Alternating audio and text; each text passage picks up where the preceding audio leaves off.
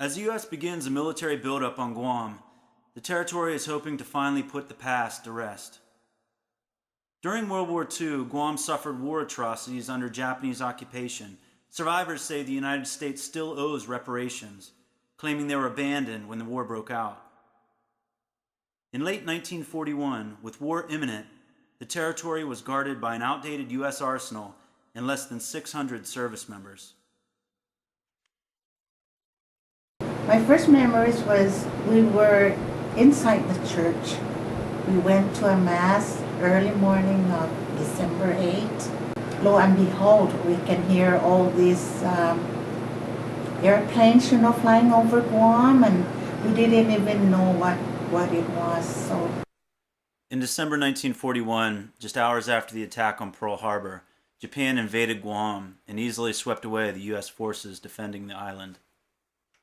The people were crying, and I don't know what was going on. The big truck is parking in every house to pick up the people to go and hide. The bomb fell about like 50 feet away from us. And all the shrapnels were flying all over the place. I was hit here by a shrapnel.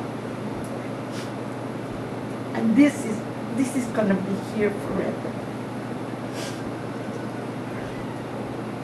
A brutal Japanese occupation ensued until the island was eventually recaptured by the United States in 1944. Under the Japanese, there are beheadings by sword, mass executions, rape, and internment. Children as young as 10 years old were forced into slave labor. It's just like it's a massacre. Where they put these people inside the cave and then they throw a hand grenade, they just shoot them with a machine gun. And then after that, they all go in with a bayonet and start stabbing them again. Make sure that everybody's dead. Prison with three guys standing. So we keep on looking back, and then very soon they kneel down and they put back their hands and they tie. Oh, pretty soon 3 Japanese coming with their big long knife and cut their head. And when they cut their head, it jumped up to the air and down to the ground. So nobody was just quiet. My brother was killed by the Japanese. One is Rita Santos. He went to work. And these Japanese, when they like to kill you, they just kill you for nothing. My grandmother was telling me everything, what really happened, why my father died, and how he died, and how my mother died. My father was, he cannot even move because most of his bone is broken, when he didn't even, he threw out blood, even blood.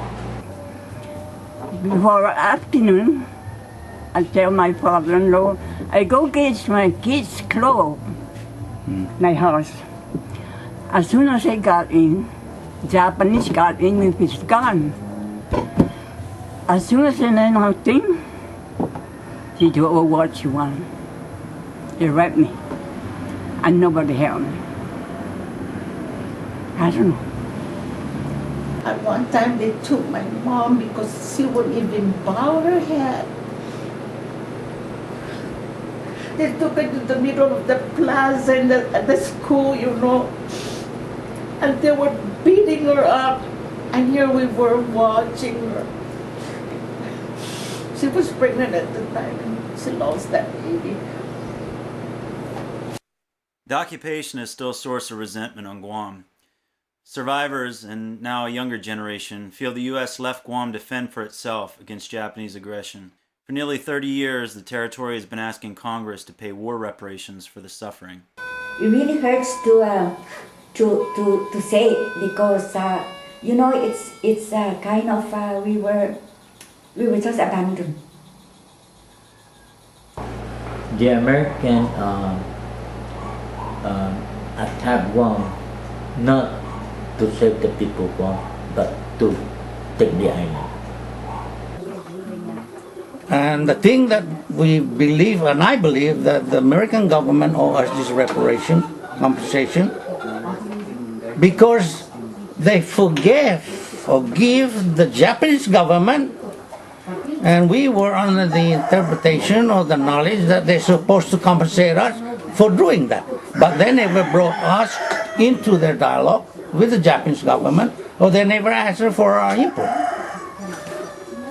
With all this money that they're giving away, the money that we're asking for water reparations, hell, that's only a drop in the bucket.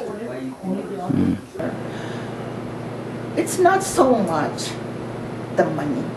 We're not asking for money. We're just asking for a closure to this. Our family, the ones who have passed on already, never see the light of that war reparation. I don't know when they're going to approve it.